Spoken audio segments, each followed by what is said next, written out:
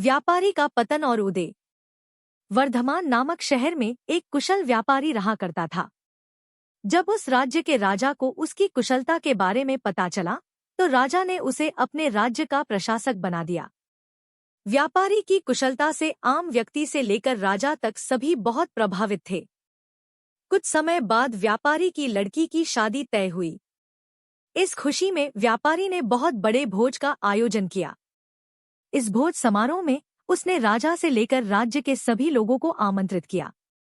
इस समारोह में राजघराने में काम करने वाला एक सेवक भी आया, जो गलती से राज परिवार के सदस्यों के लिए रखी कुर्सी पर बैठ गया। उस सेवक को कुर्सी पर बैठा देख व्यापारी को बहुत गुस्सा आता है। गुस्से में व्यापारी उस सेवक का उपहास कर समारोह से भगा देता है। इससे सेवक को शर्मिंदगी महसूस होती है और वह व्यापारी को सबक सिखाने की ठान लेता है। कुछ दिन बाद जब वह राजा के कमरे की सफाई कर रहा होता है, तो उस समय राजा कच्ची नींद में होता है। सेवक मौके का फायदा उठाकर बड़बड़ाना शुरू कर देता है। सेवक बोलता है, व्यापारी की इतनी हिम्मत, जो रानी के साथ दुर्व्यवहार करे। यह सुनकर राजा नींद से उठ जाता है और सेवक को कहता है, क्या तुमने कभी व्यापारी को रानी के साथ दुर्व्यवहार करते हुए देखा है?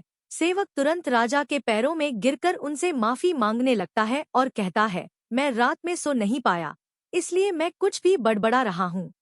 सेवक की बात सुनकर राजा सेवक को कुछ नहीं बोलता, लेकिन उसके मन में व्यापारी के लिए शक पैदा हो जाता है। इसके बाद राजा ने व्यापारी के राजमहल में प्रवेश पर पाबंदी लगाकर उसके अधिकार को कम कर दिया। अगले दिन व्यापारी किसी काम से राजमहल में आता है, तो उन्हें पहरेदार दरवाजे पर ही रोक देते हैं। पहरेदार का यह व्यवहार देखकर व्यापारी को आश्चर्य होता है। वहीं पास में खड़ा राजा का सेवक जोर जोर से हंसने लगता है और पहरेदार से कहता है, तुम्हें पता नहीं, तुमने किसे रोका है? यह बहुत ही प्रभावशाली व्यक्ति हैं, जो तुम्हें यहाँ से बाहर निकलवा सकते हैं।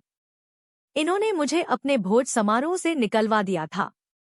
सेवक की उन बातों को सुनकर व्यापारी को सब समझ में आ जाता है और वह उस सेवक से माफी मांगता है।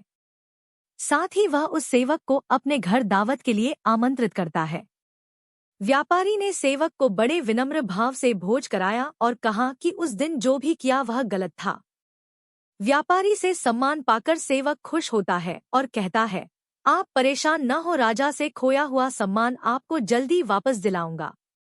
उसके अगले दिन राजा जब कच्ची नींद में होता है, तो सेवक कमरे की सफाई करते हुए फिर से बड़बड़ाने लगता है और कहता है, हे भगवान, हमारे राजा इतने भूखे होते हैं कि गुसलखाने में स्नान करते हुए खीर खाते रहते हैं। इस बात को सुनकर राजा नींद से उठकर सेवक से क्रोध में कहते हैं, मूर्ख सेवक, तुम्हारी इतनी हिम्मत कि तुम मेरे बारे में ऐसी बात करो। राजा के क्रोध को देखकर सेवक पैर में गिरकर माफी मांगता है और कहता है, महाराज, रात को मैं ठीक तरह से सो नहीं पाया, इसलिए कुछ भी बड़बड़ा रहा हूँ।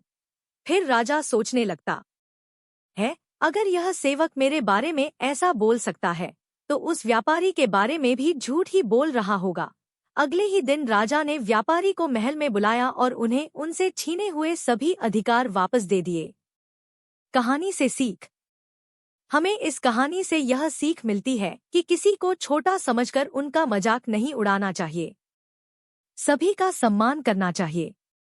किसी को नीचा दिखाने से एक दिन खुद भी अपमान का सामना करना पड़ता है।